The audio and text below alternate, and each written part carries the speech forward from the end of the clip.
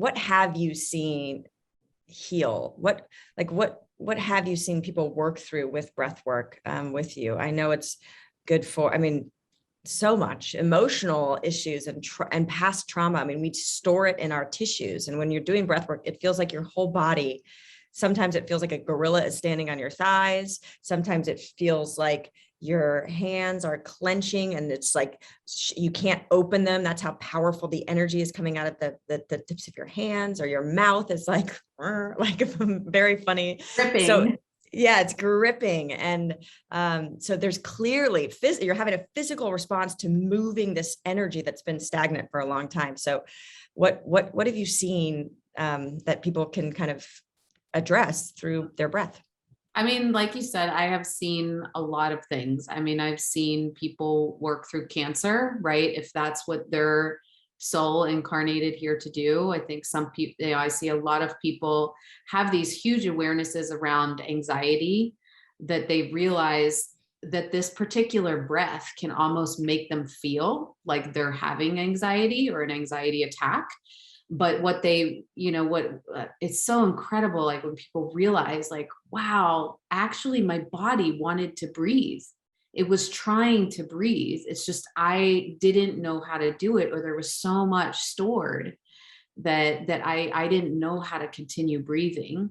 I've seen people, right, with depression and anxiety and, addiction. I've definitely seen a lot of female physiological challenges, whether it's like with their fertility or their menstrual cycles.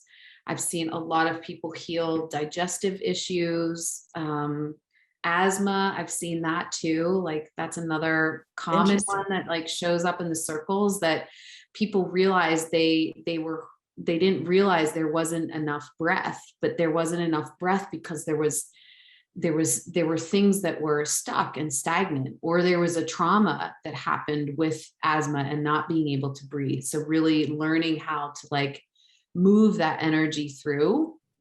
I'm trying to think, it's so many, it's just like, it's really incredible. And I think a lot of what you said is accurate, is that like our breath is our life force. I always try to tell this to people, like, I watched myself have my daughter and watch her come out of the water and take her first breath, and like just feel that whoosh of just this different energy of life, right? Like come in. And I was with my mom when she took her last breath and feeling that whoosh of like life leaving. And like our breath is really the portal. It is like the vessel to why we're here and how we're here, right? So it's like when we really connect and activate that, there's so much that can move in our body that has been stagnant, that has been stuck, that's been blocked, that's been trapped, that's been closed off, right? A lot of times, like when we're gripping, like in the breath work with the hands, not like we're trying to do that, or even if it's like showing up in your mouth, it's like a lot of it is feedback.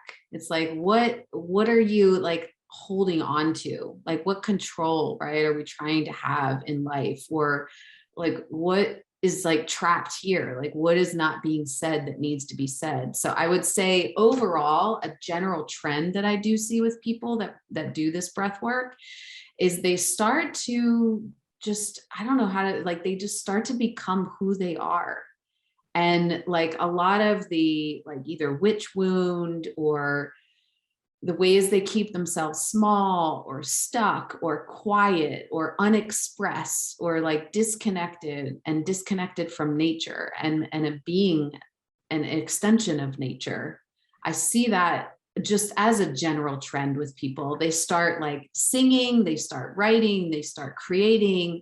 They also start to have a very different connection with nature, right? And like wanting to take care of nature, wanting to like be in nature, wanting to be a good steward.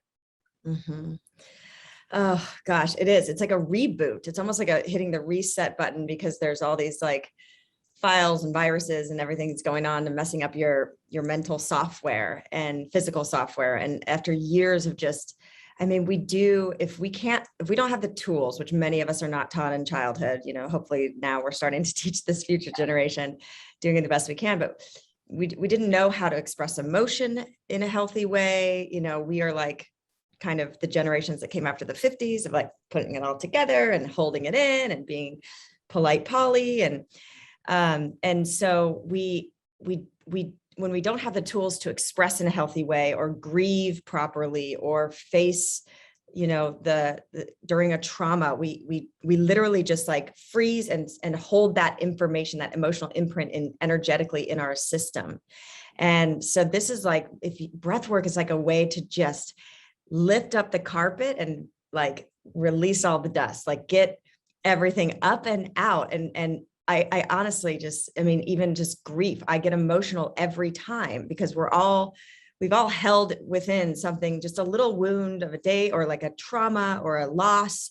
And we're never taught how to grieve properly. It's just this beautiful healing modality where we use our own breath guided by someone like you, because it does get intense sometimes.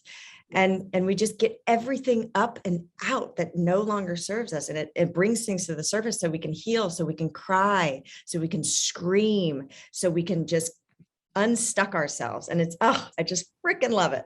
To me, it's like kids, right? Kids, if they're not conditioned to be polite Polly and the good girl and to be quiet and to be perfect, if kids have a safe space to be expressed, they express. Like they have a very healthy ego self-esteem system, right? They get angry about something, they express their anger, they move their body somehow, right? They tantrum or they shake, which is how our system needs to release that debris that it moved through, right? Like you look at most mammals, they shake after they've had a traumatic experience, which is also why shaking is, really great for vagal toning and, improving your vagus nerve. And so it's like when you're breathing, you're giving yourself, like you said, that space to have the sacred tantrum, right? To have the space to let out the emotion so that you don't have to hold it anymore. And that's why a lot of times, like within coaching, I love mindset work. I love visualization. I think emotional processing is super important. And at the same time, a lot of people that come to breath work have done either, mental mindset work, limiting belief work, they've done emotional work. And then when they breathe and they're, tight and cramped, they're like, wait a second, I thought I was doing everything. And it's just such a beautiful representation of like, no, that's where the energy still is. Like you've done a great job at shifting your mindset and not being a victim and really being like an empowered person and choosing, right? Or you've done a lot of work to know how to grieve or how to feel sadness, how to feel joy, how to feel fear, and how to use these emotions like as wise guides for where we do want to go and what we do need to do as part of our soul contract. But then like when people breathe and they see and feel where the energy, like, why were my hands doing that? Oh, it's usually because it's connected to your heart. And there's like, is there still some protection, right? Or is there still some fear around really allowing yourself to be in the unbearable love that can exist inside of us? And most humans, yes, right? That's why a lot of people get the cramping hands. But it's such a clear indication. I think that's the other thing where I like it is that, I have a lot of left arrows in human design, and I like things a particular way. And so it just gives that framework of like, it's super clear, right? Super clear when we're breathing as to what wants to move through us in that particular session. And like you said, each session is so different based on who you are, what you've moved through, what you're available for. Yes. Right. Oh my gosh. So talk to me about human design, because that's one of your, I think I just heard about it for the first time from you a few weeks ago. I've heard other people mention it, but I was never compelled to do it. And you just read my chart and it's like, it's pretty freaking phenomenal how accurate it is. So what is human design? Just what is human design? I mean, well, my understanding of human design is that it draws from a lot of ancient wisdom, ancient philosophies. So it draws from astrology, quantum physics, the I Ching, the hexagram, the Kabbalah tree of life, the Hindu chakra system, and it downloads it all into one body graph and information system. And so it was downloaded by a person by the name of Ra Uru Hu, through from what I hear, a non-drug induced mystical experience that he had, and he downloaded how all of these things connect. And it's so accurate. It's like most people have the experience that you had when they're hearing about it, because there's also this philosophy that it is a transmission. So it's like, once you look at it and you see it, it opens something inside of you where you have a resonance and a recognition, a remembrance of who you really are, right? Like what came into your physical form when you chose to incarnate into this unique experience, right? With all the different learnings and, challenges and opportunities through your uniqueness.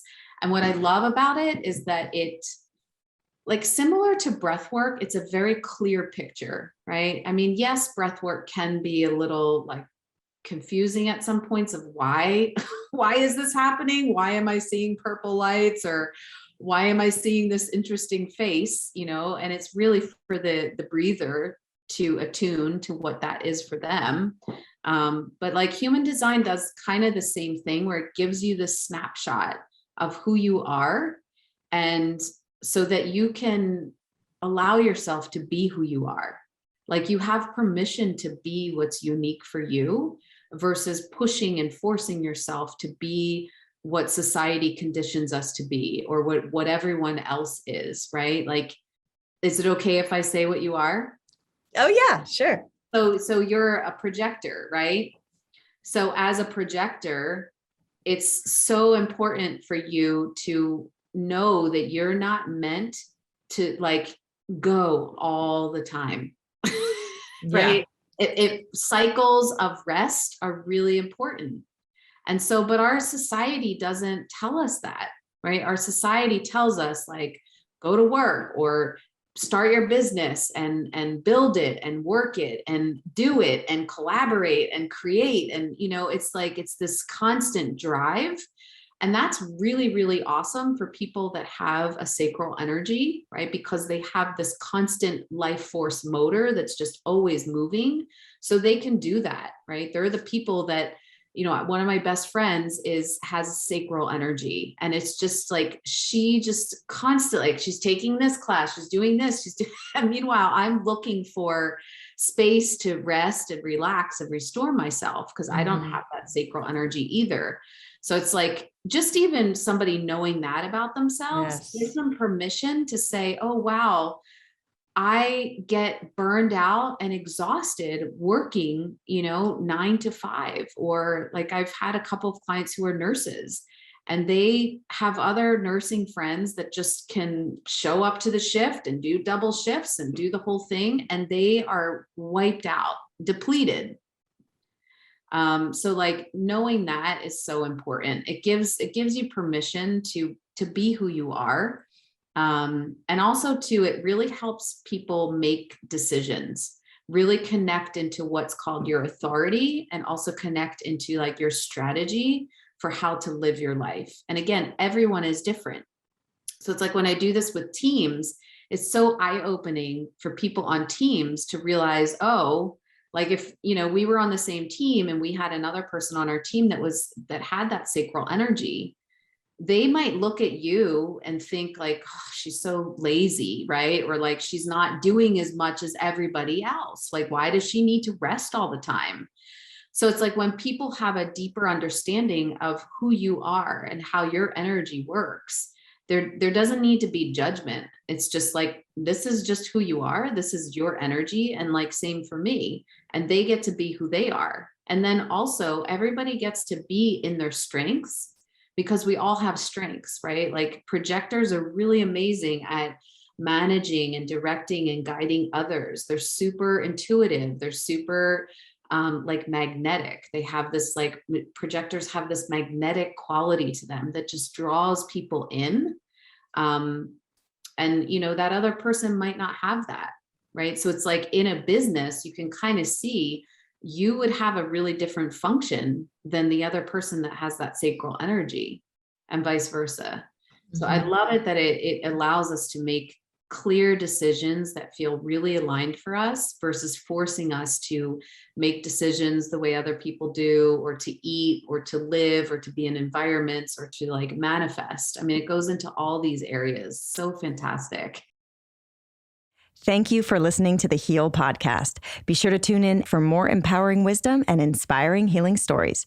Oh, and make sure you hit the follow button on Apple, Spotify, or wherever you listen to podcasts so you don't miss that one episode that holds the answer you've been searching for. And if you feel inspired, we would love you to rate and review us so that we have the opportunity to reach more people. And of course, you can follow us on Instagram for some behind the scenes fun and more inspiration at @Heal Documentary and @Kelly Goris. Thank you so much, and be well.